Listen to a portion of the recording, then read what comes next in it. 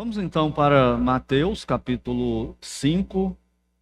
Eu convido os que podem a se porem de pé, por favor, mais uma vez, para fazermos esta leitura do versículo 21 até o versículo 26, que diz assim: Ouvistes que foi dito aos antigos: não matarás, e quem matar estará sujeito a julgamento. Eu, porém, vos digo que todo aquele que sem motivo se irar contra seu irmão estará sujeito a julgamento, e quem proferir um insulto a seu irmão estará sujeito a julgamento do tribunal, e quem lhe chamar tolo estará sujeito ao inferno de fogo. Se, pois, ao trazeres ao altar a tua oferta, ali te lembrares de que teu irmão tem alguma coisa contra ti, deixa perante o altar a tua oferta. Vai primeiro reconciliar-te com teu irmão e, então, voltando, traze a tua oferta. Entra em acordo sem demora com o teu adversário, enquanto estás com ele a caminho, para que o adversário não te entregue ao juiz, o juiz ao oficial de justiça, e sejas recolhido à prisão. Em verdade te digo, não sairás dali, enquanto não pagares o último centavo. Oremos. Senhor Deus, bendito Pai, é no nome do Senhor Jesus que mais uma vez entramos em oração na tua presença, para agradecê-lo pelo culto até aqui e para pedir que agora o Senhor continue conosco enquanto passamos pela tua palavra. Nós reconhecemos a nossa limitação em relação a ela e por isso pedimos que o Senhor, graciosa e misericordiosamente, nos abençoe, nos iluminando com o teu Espírito Santo nos textos sagrados que vamos ver nesta noite. Que tudo seja para a tua honra e para a tua glória e para o nosso bem. Pois nós oramos no nome santo do Senhor Jesus Cristo. Amém. Podeis assentar-se? Então o rei Jesus, ele está explicando a relação dos seus súditos com a lei na nova aliança. Na mensagem passada, eu expliquei que de Malaquias até a chegada do João Batista, os líderes de Israel, eles vinham cometendo um erro gravíssimo. Eles estavam interpretando a lei erradamente, e isso fazia com que eles tentassem aplicá-la e ensiná-la também erradamente. Inventaram vários mandamentos e incluíram na lei de Deus como se fossem mandamentos do próprio Deus, e estavam ensinando isso para o povo e cobrando isso do povo. E o Senhor Jesus, enquanto isso, já havia nascido e estava crescendo. E ele vai até João, e João anuncia para Israel que ele é o Messias prometido, que ele é o Cordeiro de Deus que tira o pecado do mundo. E já vimos que Israel estava esperando aquele Messias glorioso, poderoso, conquistador, que fosse conquistar o mundo inteiro, colocar o reino dele em vigor e dominar, através de Israel, todas as nações do mundo e governá-las com vara de ferro. Quando ele não fez isso, eles se decepcionaram com ele e começaram a duvidar se ele era o Messias, e depois passaram, além de duvidar, de não crer definitivamente, aliás, de crer definitivamente que ele não era o Messias. E começaram então a persegui-lo, ia falar que ele era um falsário e que os milagres que ele fazia eram no poder do diabo, não era no poder de Deus, e que ele não era o Messias. E o Senhor Jesus então pega os seus discípulos no famoso Sermão do Monte, foca neles, como está escrito lá, e passou a ensiná-los dizendo, e aí ele prega o famoso Sermão do Monte.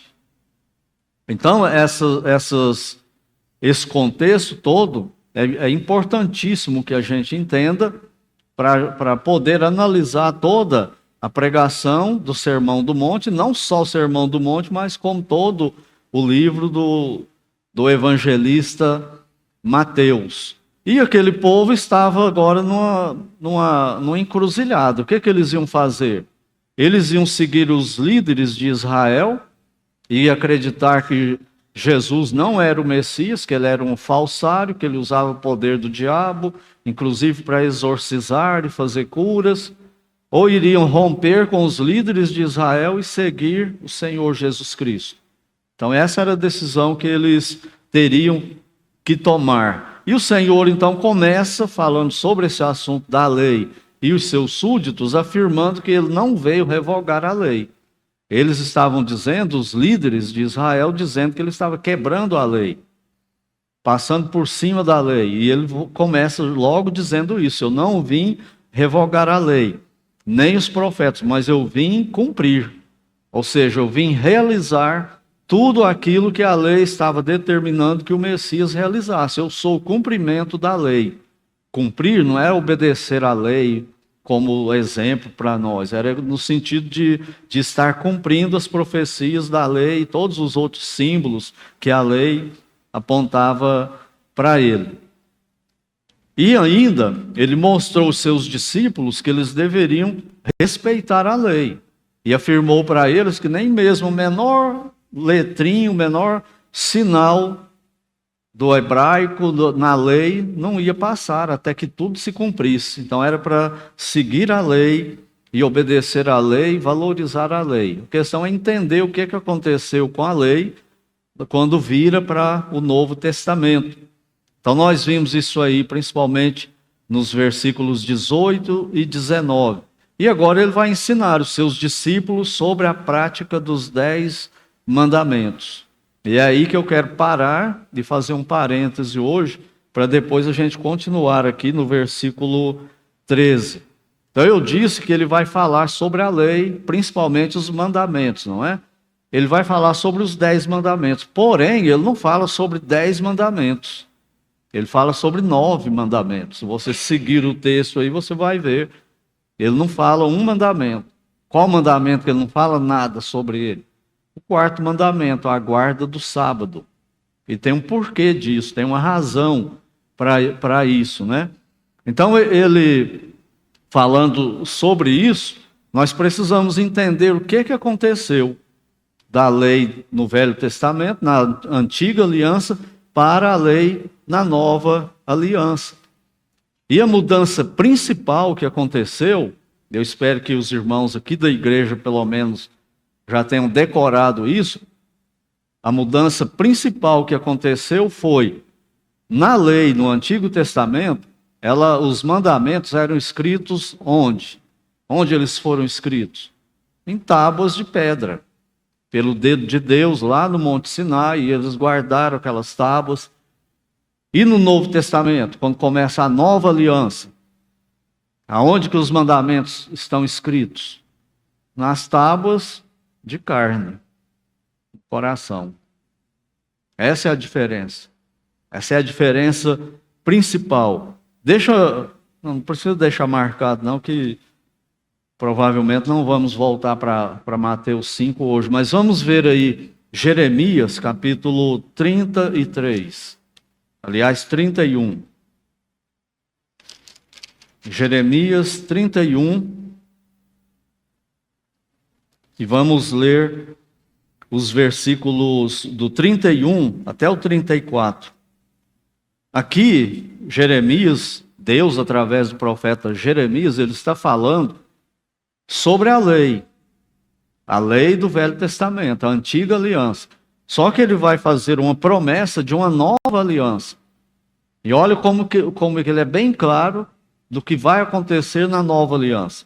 Leiamos Jeremias 31, a partir do versículo 31. Eis aí vem dias, diz o Senhor, em que firmarei nova aliança. Eles estavam na antiga aliança. Mas eu vou firmar nova aliança com quem com a casa de Israel e com a casa de Judá. Lembra que o reino estava dividido? O reino do norte, as 10 tribos, e o reino do sul, que era chamado de Judá, as 2 tribos, Judá e Benjamim. E o reino de Israel era composto pelas 10 tribos. Então é disso que ele está falando. Versículo 32. Não conforme a aliança que fiz com seus pais no dia em que os tomei pela mão para os tirar da terra do Egito, porquanto eles anularam a minha aliança. Não obstante eu os haver desposado, diz o Senhor, porque esta é a aliança que firmarei com a casa de Israel depois daqueles dias, diz o Senhor. E olha aí a mudança que iria acontecer. Na mente lhes imprimirei as minhas leis, também no coração as inscreverei. Eu serei seu Deus e eles serão meu povo. Não ensinará jamais cada um ao seu próximo, nem cada um ao seu irmão, dizendo: conhece o Senhor, porque todos me conhecerão, desde o menor até o maior deles, diz o Senhor, pois perdoarei as suas iniquidades e dos seus pecados jamais me lembrarei. Essa é a promessa que Deus está fazendo na antiga aliança para a nova aliança. Que ele vai escrever a lei na mente e no coração do povo e vai perdoar completamente os pecados deles e não vai mais se lembrar dos pecados dele. Deus vai sofrer de amnésia na nova aliança? Ele vai esquecer alguma coisa? Ele vai perder a onisciência? Claro que não. Ele está dizendo que nunca mais ele vai pegar aqueles pecados e colocar na conta deles. É como se eles nunca tivessem existido. Essa é a promessa para a nova aliança. E o Senhor Jesus Cristo veio e inaugurou essa nova aliança. O que falta para a nova aliança ficar totalmente completa? Só falta uma coisa: a restauração de Israel. Agora, no período da igreja, Deus está cumprindo o que ele prometeu. Ele salva pecadores, perdoa todos os seus pecados, cancela todos os pecados dessas pessoas e coloca a lei dele no coração dessas pessoas. É aí que tudo muda.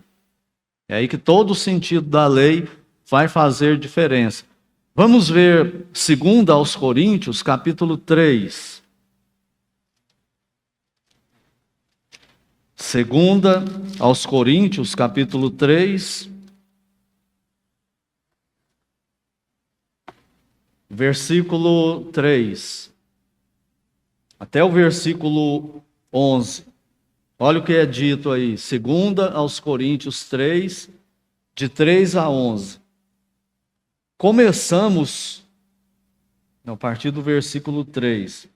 Estando já manifestos como carta de Cristo, produzida pelo nosso ministério, o ministério de Paulo, dos apóstolos, escrita, olha só, não com tinta, mas pelo Espírito do Deus vivente, não em tábuas de pedra, lá de Êxodo, mas em tábuas de carne, isto é, nos corações, a promessa lá de Jeremias e de Ezequiel. E versículo 4, e é por intermédio de Cristo que temos tal confiança diante de Deus. Não que por nós mesmos sejamos capazes de pensar alguma coisa, como se partisse de nós. Pelo contrário, a purificação, a nossa suficiência vem de Deus, o qual nos habilitou para sermos ministros de uma nova aliança, não mais aquela antiga, mas uma nova. Não da letra. A letra, o que ele está falando aí? Aquele versículo que nós falamos hoje de manhã também, muito mal interpretada. A letra mata e o Espírito vivifica. Porque a letra mata, mas o Espírito vivifica. Essa letra mata, ele está falando da lei de Êxodo. É aquela lei que está escrita lá e você olha para ela e tenta cumprir, não consegue, ela te acusa e ela te condena. E ela fala para você que você precisa de um Salvador que substitua na lei, que cumpra a lei por você, porque você não consegue cumprir. Então a letra mata. Está falando da lei, escrita na pedra, mas o Espírito vivifica no novo coração de carne, aonde Deus vai colocar a lei dele agora vai trazer vida à lei, não mais morte. Ela vai operar vida, não vai operar mais morte. Versículo 7. E se o ministério da morte, gravado com letras em pedra, se revestiu de glória, a ponto de os filhos de Israel não poderem fitar a face de Moisés, por causa da glória do seu rosto, ainda que desvanecente, como não será de maior glória o ministério do Espírito? Porque o ministério da condenação foi glória. Em muito maior proporção será glorioso o ministério da justiça. Porquanto, na verdade, o que outrora foi glorificado neste respeito, já não resplandece diante da atual sobre excelente glória. Porque se o que se desvanecia teve sua glória, muito mais glória tem o que é permanente, a nova aliança, Cristo, os novos corações, cheios dos mandamentos de Deus escritos lá neles. Então isso tem uma glória muito superior, como nós já vimos também em Hebreus, no livro de Hebreus, quando nós estudamos o livro de Hebreus. Romanos capítulo 2. Vamos para lá, por favor. Romanos capítulo 2, versículo 29.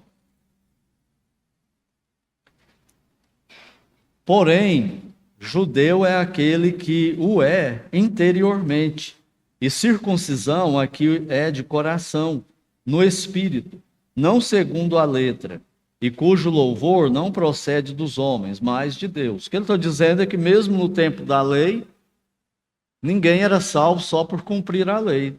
Ele precisava obedecer à lei de coração, confiando que ela apontava para o Messias. Ninguém nunca foi salvo pela lei em época nenhuma. Sempre foi pela fé no Messias. Como eu já expliquei aqui também, a diferença é que antes de Cristo vir na terra, eles tinham que olhar para ele para o futuro. Ele veio, cumpriu a missão dele, morreu, ressuscitou, e agora nós somos salvos através dele também, só que olhando para onde? Para o passado. Mas tanto os irmãos do Velho Testamento quanto nós no Novo Testamento e depois olhamos para o mesmo lugar, para a mesma pessoa, para o Senhor Jesus na sua obra redentora, o Cordeiro de Deus que tira o pecado do mundo. Olha aí o capítulo 8 de Romanos também, versículo 16. O próprio Espírito testifica com o nosso espírito que somos filhos de Deus. Aonde ele testifica isso? No coração do crente. Por isso que quem é salvo sabe que é salvo, porque o Espírito Santo testifica isso no coração dele. E para quem não é salvo, o Espírito Santo não dá essa confiança, porque ele não a tem. Não é salvo. Então ele nunca vai sentir segurança de salvação. Porque o Espírito Santo não coloca essa segurança nele, porque ele não tem. Então, tudo que falta é a restauração de Israel, para essa nova aliança se completar totalmente. Então, lá em Mateus, nos capítulos 5 até o 7, que é a pregação do Sermão do Monte, capítulo 5 até o capítulo 7 de Mateus, Cristo chama os seus discípulos e lhes explica essa transição da antiga para a nova aliança.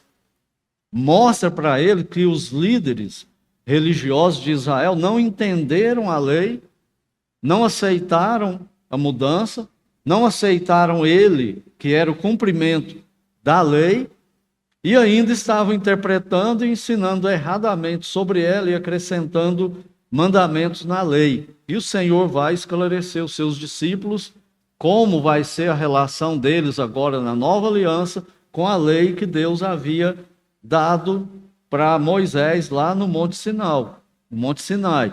Então o Senhor Jesus, ele apresenta 9 mandamentos e não fala da guarda do sábado. Ele é o único mandamento dos 10 que não se repete na nova aliança. no Novo Testamento. Então, isso precisa ser entendido também. Então, como alguém pediu para eu explicar melhor essa questão do sábado, então hoje eu vou detalhar mais do que no domingo passado, né? Por que aconteceu isso? Cristo não repete só o quarto mandamento, repete só 9 mandamentos. A igreja é sem dieta santa, a igreja é sem festas santas e a igreja é sem dias santos. Não tem nada disso para a igreja na nova aliança.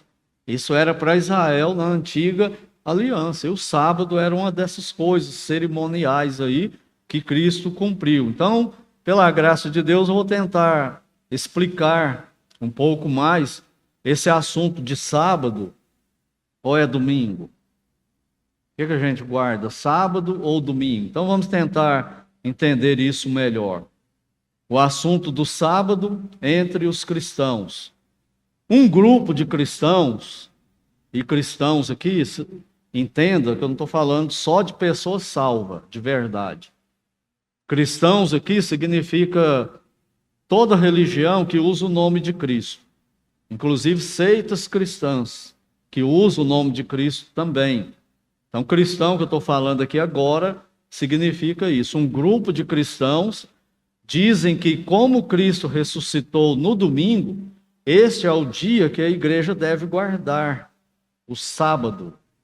Daí aquela ideia, né? Não pode trabalhar sábado e não pode se divertir no sábado, aliás, no domingo. Não pode trabalhar domingo, não pode se divertir no domingo. Não pode jogar bola domingo, não pode comer no restaurante domingo. Por quê? Porque eles acham que nós temos que guardar o domingo igual Israel guardava o sábado. Para transferir todo aquele ritualismo, aquela cerimônia para o dia do domingo. E eu duvido que tenha alguém aqui que nunca pensou assim. Domingo eu não posso fazer nada. Só lendo Bíblia, orando e jejuando, indo para a igreja. E quando eu fui salvo, no começo da minha caminhada cristã, a gente sofria com isso porque fazia tudo no domingo. Então a gente ia para a igreja domingo de manhã, 9 horas, eu já estava na igreja, né? E depois tinha ensaio para o culto da noite, depois tinha que sair para fazer visita no bairro, convidar pessoas para o culto à noite.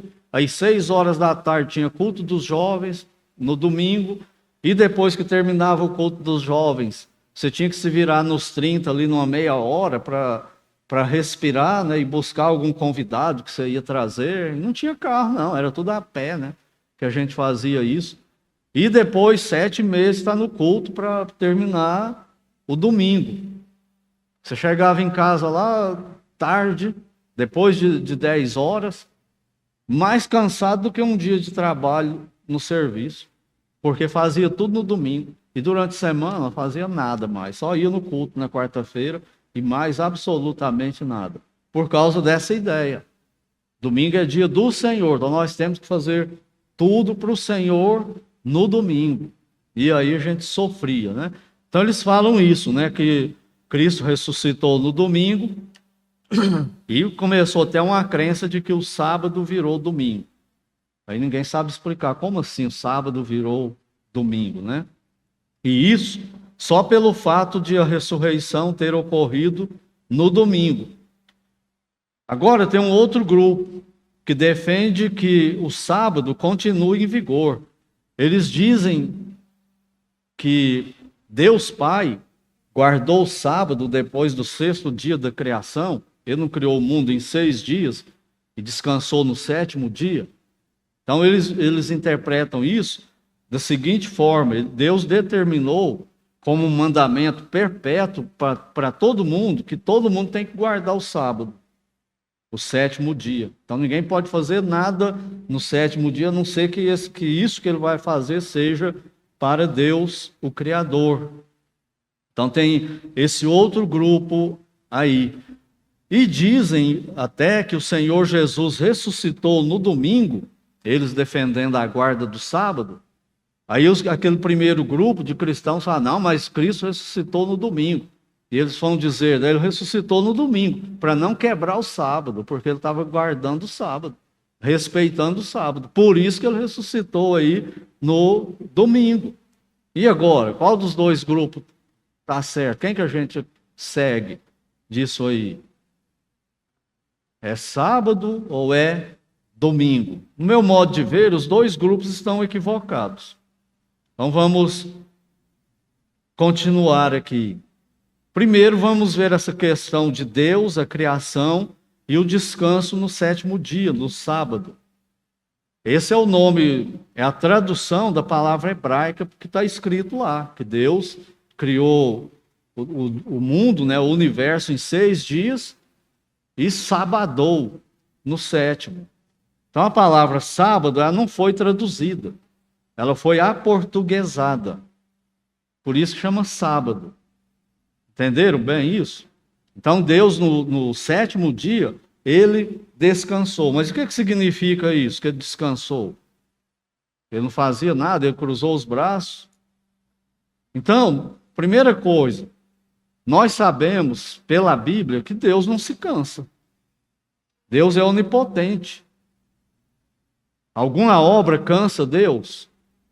Então o descanso que está falando lá não é o descanso que a gente imagina. Não é esse descanso de fadiga física, de cansaço físico, porque ele trabalhou muito criando o universo, aí ele ficou muito cansado, agora foi tirar uma soneca, deitou lá numa nuvem e falou, ninguém me chama não, que eu vou descansar aqui. É isso? Não, não foi, não é isso aí. O que significa que Deus descansou é que ele descontinuou a obra da criação. Ele criou tudo que ele queria criar e ele parou de criar. Até quando? Quando que ele vai começar a criar de novo? Depois do juízo final. Ele vai criar novo céu e nova terra. É isso que significa. A obra de criar, ele cessou. Ele não está criando, nunca mais ele criou nada. De universo, material, ele não criou nada, ele parou de criar. Então por isso que ele descansou, ele descontinuou disso aí. Entendeu isso? Porque ele não cansa. Se Deus se cansasse, nós estaríamos fritos, né? Se precisar dele uma hora que ele estiver cansado e descansando, como que a gente faz? Então ele não cansa, ele não descansa nesse sentido aí. Então espero que você tenha entendido isso. Nesse período, quando ele parou de criar, lá no sétimo dia, no sexto dia, e cessou isso, e está parado essa obra dele de criação, até o período que ele vai recriar, ele não está fazendo nada. Ele está descansando. Ele está totalmente ocioso. Também não, ele não está ocioso agora. Ele está trabalhando no plano que ele determinou para nós, que está desenvolvendo aqui na terra e ele está trabalhando. O Senhor Jesus não falou isso? Meu Pai trabalha até agora e eu trabalho também. Seja de dia, seja de noite. Ele está falando disso aí. Ele não tá parado. Então você pode orar a Ele. Qualquer dia, qualquer hora. Que Ele está pronto para atender, para responder e para agir. Para fazer o que seja lá o que for. Porque Ele não está cansado e Ele também não dorme. Lá no Salmo 121:4 fala assim, ó, é certo que não dormita, essa palavra aí, esse verbo significa cochila e descansa. Ele está dizendo, é certo que não cochila e nem descansa e nem dorme o guarda de Israel. Ele não cochila, ele não pestaneja, ele não pesca, e ele não para uma hora que ele dorme também. Dá para imaginar um ser assim? Ininterruptamente? Esse é o nosso Deus. Por quê? Porque ele não cansa. Ele não tem fadiga, né? Ele não precisa dormir para repor as suas energias, né? Então Deus não guarda um sábado a cada 7 dias. Ele não começa junto conosco hoje, na segunda-feira, E vai, até sexta, e sexta-feira fala, agora eu vou descansar. E vocês também. Pare aí que eu vou parar aqui e vamos todo mundo descansar. E domingo a gente começa de novo. No primeiro dia ele faz assim? Não faz. Ele não guarda um sábado a cada 7 dias. Espero que tenha entendido isso também. Aí o que Deus fez quando ele chama Abraão e cria a nação de Israel? Depois eles vão para o Egito, ficam lá 430 anos. Aí Deus tira eles do Egito, vai levar eles para a terra de Canaã, de onde eles foram para o Egito. E aí, quando eles voltam, lá, quando chega no Monte Sinai, Deus chama Moisés e propõe para Israel uma nova aliança, que é a aliança da lei. E Moisés fala isso para o povo e eles respondem: tudo que o Senhor disser faremos, sem ler o contrato, sem ler a lei. Aí Deus chama Moisés lá no Monte Sinai, ele vai para lá, fica 40 dias e 40 noites, não bebe, não come, só sendo alimentado pela presença de Deus. E Deus escreve os 10 mandamentos e dá toda outra lei cerimonial para Moisés, e Moisés desce de lá com aquelas pedras. Aí tem um bezerro de ouro, Moisés quebra as pedras, Deus manda matar o povo que adorou o bezerro, volta lá, escreve de novo em outra pedra os 10 mandamentos e tal. E naquela lei que Deus propôs lá no Monte Sinai, ali sim, Deus incluiu naquela lei a guarda de um dia por semana, que é o sábado de Israel. Guardar um sábado. Mas não é igual nós. O dia não é igual para nós. O dia é igual, né? Tem 24 horas, sol e lua e tal. Não é igual em que sentido? Porque para nós aqui no hemisfério sul, como que funciona? Que hora que começa o sábado? Meia-noite da sexta-feira, não é? 1 minuto depois de sexta-feira já é sábado, não é? Israel não é. Israel começa do pôr do sol da sexta-feira até o pôr do sol do sábado. Isso é o sábado para eles. É o período de tempo que eles guardavam. Então, quando essas seitas por aí falam, nós estamos guardando o sábado, desde que hora? Desde a meia-noite. Vocês são tudo errado, porque não era assim na Bíblia, não. Esse não era o tempo, não, que eles guardavam o sábado. Por quê? Porque lá o calendário deles, né, foi feito baseado na lua. E o nosso foi feito baseado no sol. Então aí já começa que não vai dar certo. Esses dois calendários aí não vão se bicar, né? Em algum momento vai dar um BO com esses calendários diferentes aí. Mas Deus incluiu o princípio do sábado, de trabalhar 6 dias na semana e descansar um, que é isso que Deus colocou na criação, um princípio. Vocês trabalham 6 dias e vocês descansam um dia. Agora, que dia que é? Pode ser domingo, pode ser sábado, pode ser segunda, pode ser terça. Faz menor diferença que dia que você vai escolher para descansar da sua jornada de trabalho de 6 dias. Pode ser qualquer dia aí. Então, Deus colocou isso na lei aí, para eles fazer um ritual religioso para ele. Esse foi um dos propósitos de Deus colocar o dia do sábado para Israel, porque é a nação dele. Tem todo um cerimonialismo, tem todo um sentido, tudo que eles faziam ali no sábado, né, o dia da semana para descansar. Porque naquele tempo também não tinha direitos trabalhistas. Você acha que Israel tinha feriado de sexta, sábado e domingo? Não tinha. Você acha que Abraão tinha isso? Não tinha. O que a Bíblia ensina? Trabalhar até morrer. No suor do teu rosto comerás o teu pão. Não tinha férias, não tinha 13º, não tinha aposentadoria, não tinha nada. Isso são bênçãos de Deus para nós.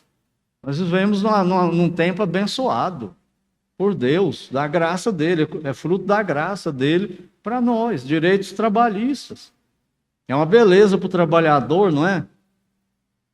Mas os irmãos e irmãs aqui que têm empregado, sabe que para o patrão não é uma beleza tão grandiosa assim, é? Você trabalhar, o funcionário trabalhar 12 meses e você pagar 13 para ele. Mas é direito adquirido, imposto, uma série de discussão aí. É bênção que Deus deu para nós. E funciona, né? Adequadamente aqui no Brasil, tudo isso. Então são bênçãos excedentes de Deus para nós. Mas o dia do descanso não faz muita diferença. Espero que tenha entendido isso aí também. E na lei, tudo que tinha na lei, inclusive o sábado, funciona, como Paulo fala em Gálatas, como um professor, um pedagogo. Aio é a palavra que ele usa lá. O que era o aio?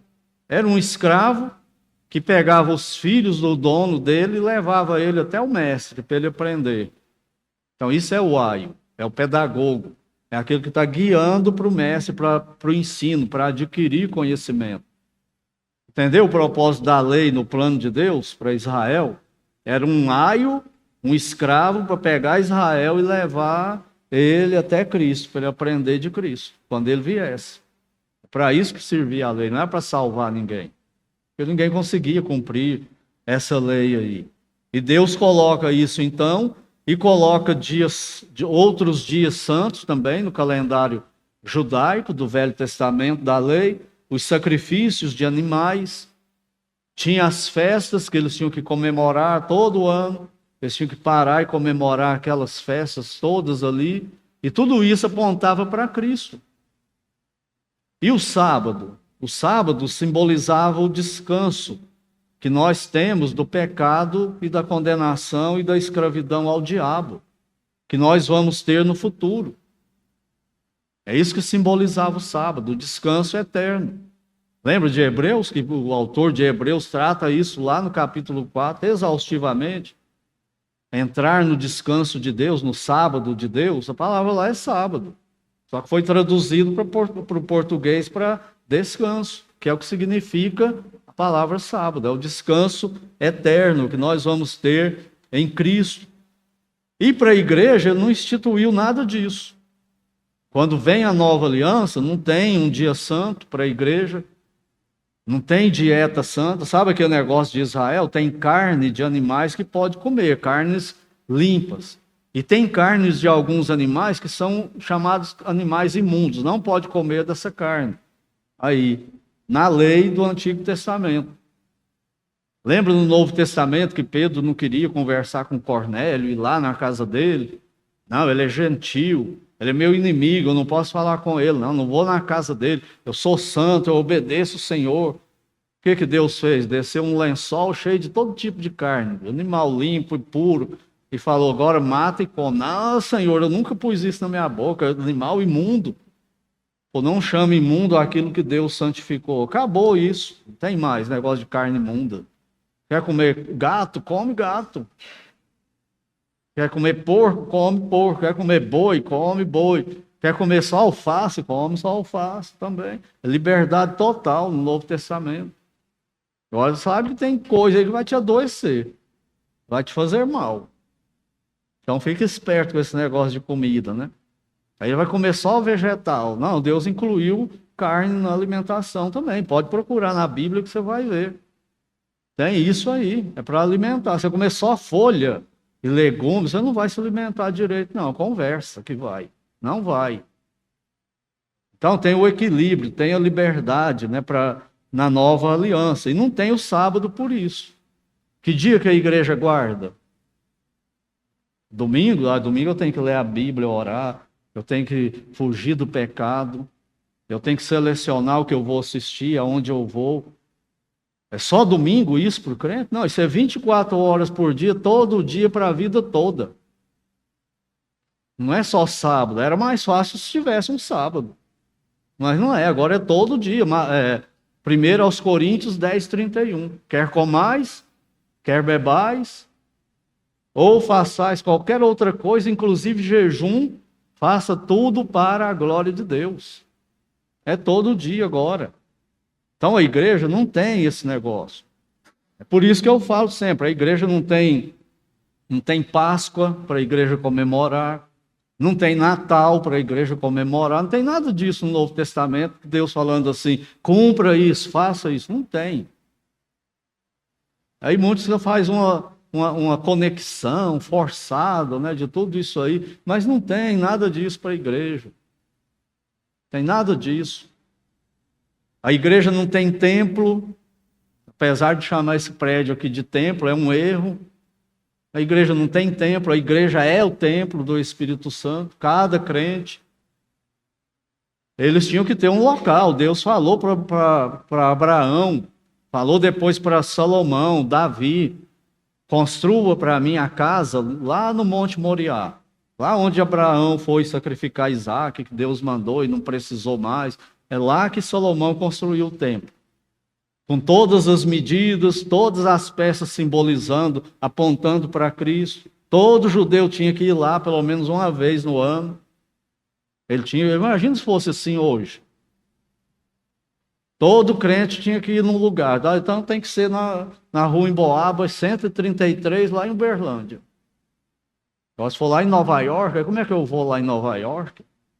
Se for lá em Jerusalém, como é que eu vou em Jerusalém? Só se eu atravessar nadando o oceano para chegar lá. Não tem condição. Não é todo mundo que pode fazer esse tipo de viagem. Graças a Deus, louvado seja Deus pela nova aliança. Tem nada disso, lugar sagrado, não tem. Por isso que a igreja adorava Deus em qualquer lugar. Lembra que Paulo ia fazer culto na beira do rio com os irmãos? Culto de oração na beira do rio. Não pode sentar na grama, não pode não. Tem que ser num banco, num lugar comprado, consagrado. Não tem nada disso para a igreja. Nós temos isso hoje, é bênção de Deus. Mas não é mandamento, se não tiver, cai uma bomba aqui amanhã, destruir tudo isso aqui, a gente reúne na casa de alguém e faz o culto do mesmo jeito.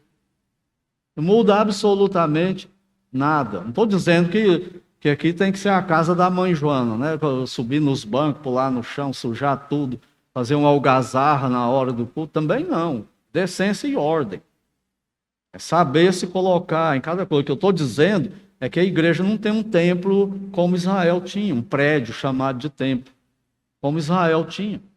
Mas a igreja gosta dessas coisas, né? Alguns da igreja gostam de pôr um candelabro aqui na frente, como se isso chamasse alguma coisa espiritual, desenhar os detalhes do templo nos vitrôs dos salões de cultos aí, colocar uma mini arca da aliança aqui na frente, ó, cuidado, passa perto não, vai sair um anjo aí de dentro e te mata, igual no filme Indiana Jones aí, você vai virar uma caveira se você olhar aí dentro. Não tem nada disso para a igreja, você não tem que ter medo de Deus mais. Você pode se aproximar de Deus sem o menor medo, qualquer hora, em qualquer lugar, na presença dele. Hoje, por isso que construíram um templo de Salomão em São Paulo. E sabia que tem crente que paga viagem, faz excursão e vai lá. Eu quero conhecer o templo. Para quê? A Bíblia fala que Cristo é superior a tudo isso. Não precisa de templo, não. Cristo é o superior. Você tem muito mais do que isso. Isso aí é cópia, isso aí não serve. Se aquilo lá era sombra, o templo verdadeiro de Salomão, Paulo chama de sombra. Imagina esse do Edir Macedo em São Paulo, o que é para Deus? E o crente vai lá, nossa, você precisa ver como que é bonito, imponente. Eu não quero ver, não. Você precisa, por que eu preciso ver? Eu não preciso nada. Não me faz nenhuma falta, não tem nenhuma curiosidade disso aí. Vai para a Bíblia e lê o Velho Testamento e você vai conhecer o templo de Salomão. Porque ele não existe mais, foi destruído. Durante a tribulação ele vai ser reconstruído. Isso aí tem que estar lá para ver, né? Como que ele era, né?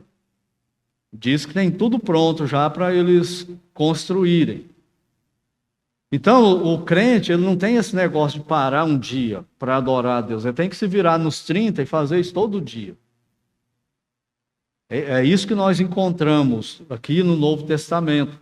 E mesmo lá no céu, não vai ter ócio.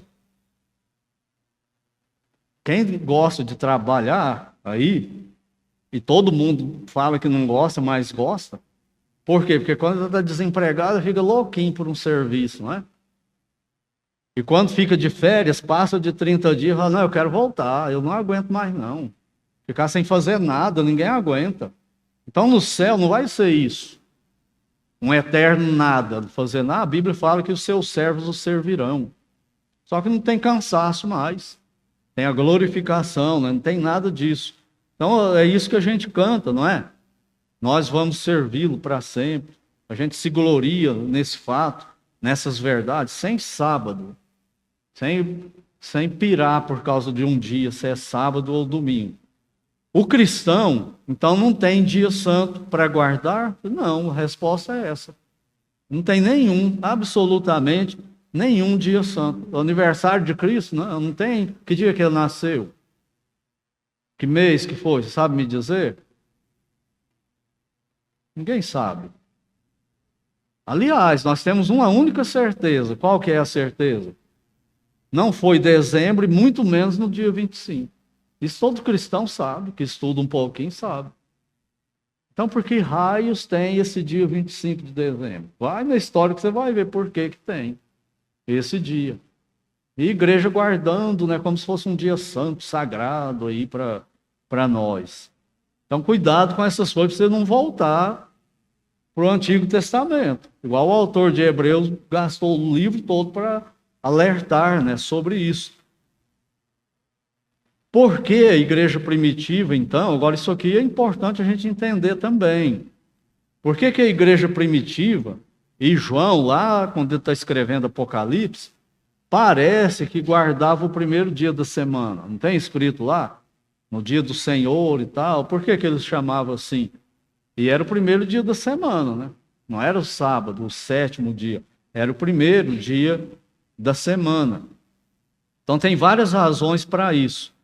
Uma delas é porque, aliás, os que defendem a guarda do sábado vão dizer que é porque o imperador romano guardava o dia primeiro da semana e dedicava ele ao Deus Sol. Então o Império Romano parava no primeiro dia da semana e tinha uma ordem que todo mundo devia ir num culto para o Deus Sol, no primeiro dia da semana. Isso é verdade ou mentira? Verdade. Verdade verdadeira. Eles adoravam o Deus Sol e o dia consagrado era o primeiro dia da semana. Então eles falam isso, que do imperador, né, e essa ordem aí de idolatria é verdade.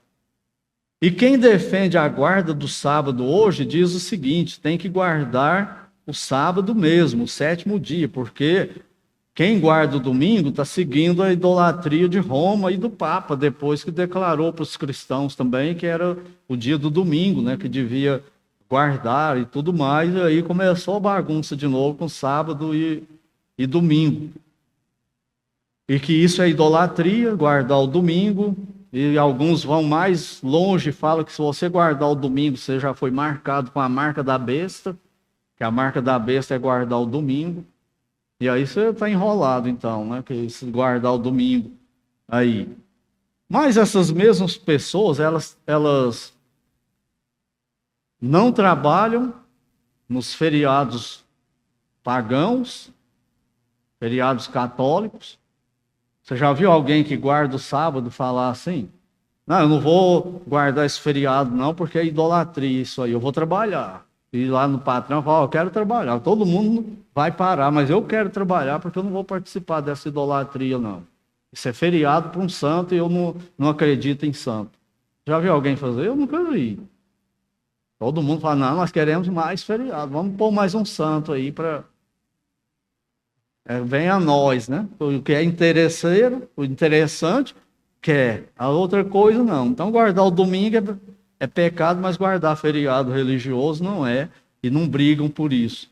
E outros cristãos dirão que guardam o domingo por causa da ressurreição de Cristo, que aconteceu que dia?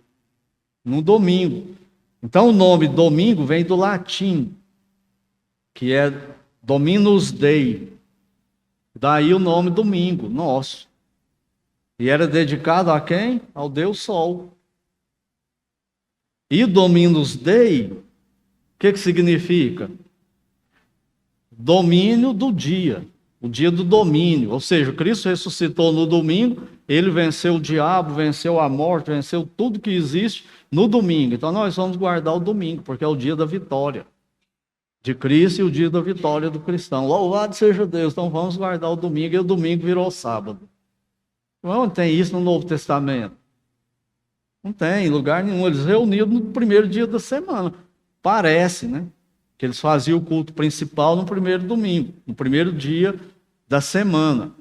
Mas eu creio que uma das razões para isso é porque o Império Romano todinho parava e não trabalhava, ninguém fazia nada. Então nós vamos aproveitar igual nós fazemos hoje.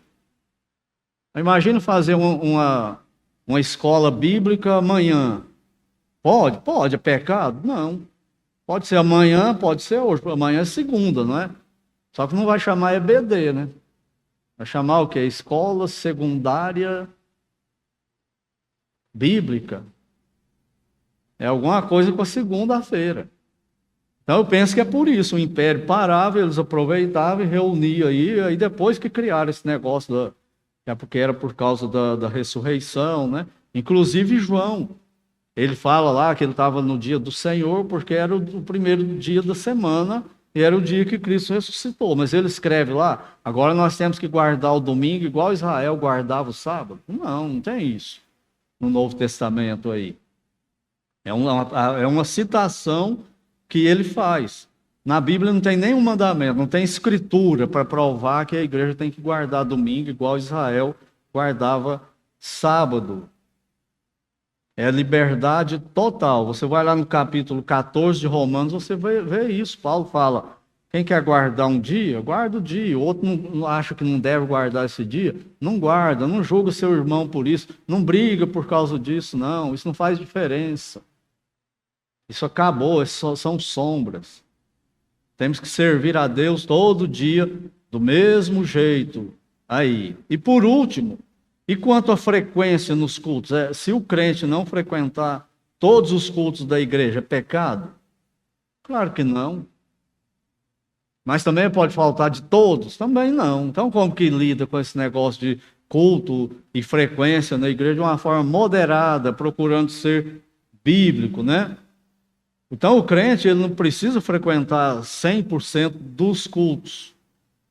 Tem igreja que tem uma membresia muito grande, aí eles fazem 2 cultos no domingo na parte da manhã.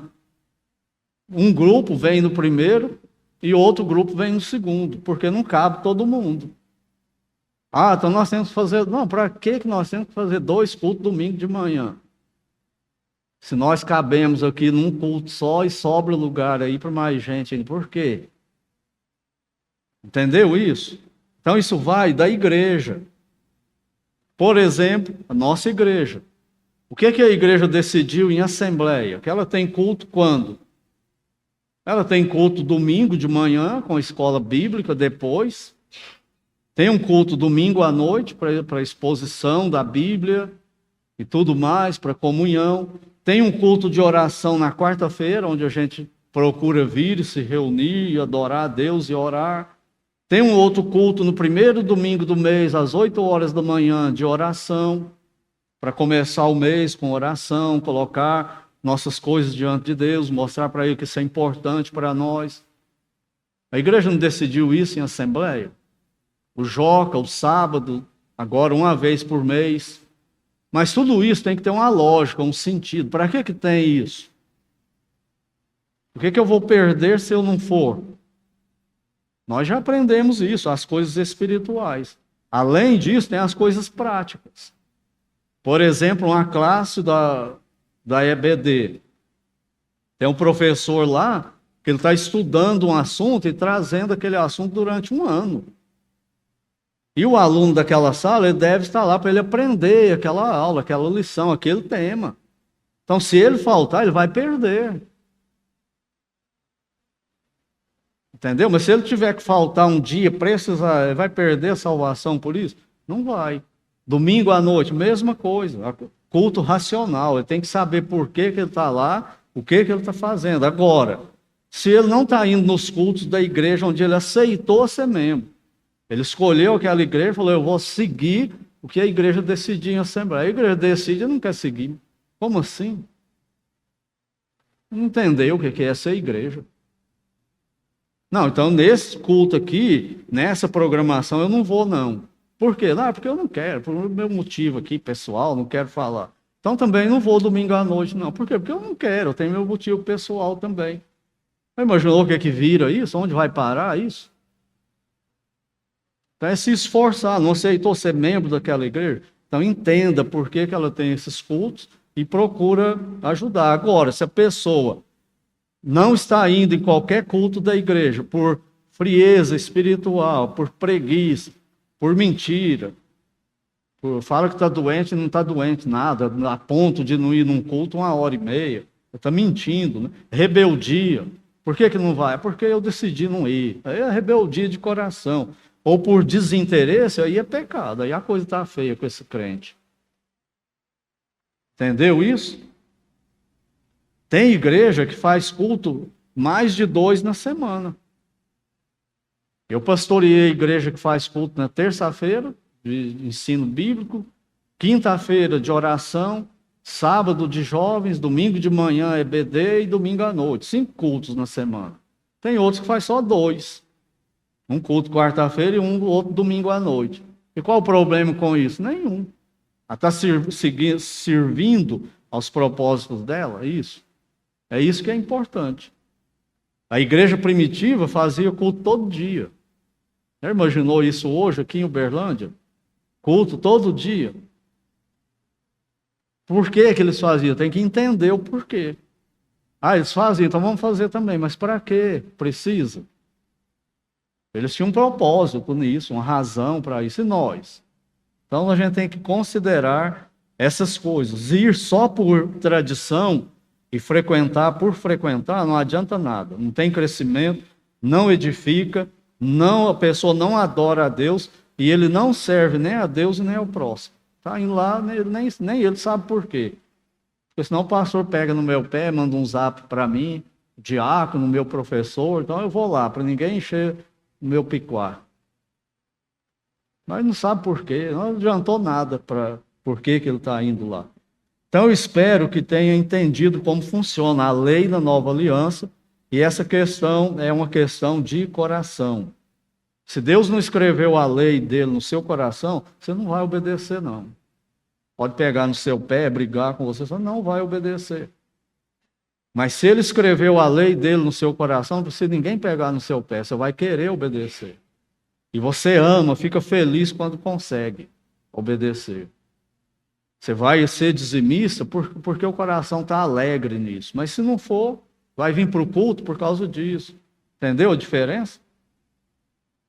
Não é mais um mandamento escrito em tábua de pedra, mas no coração. Então que Deus nos ajude a não sermos ilegais, mas também não sermos legalistas. E praticarmos do jeito que Ele planejou para nós.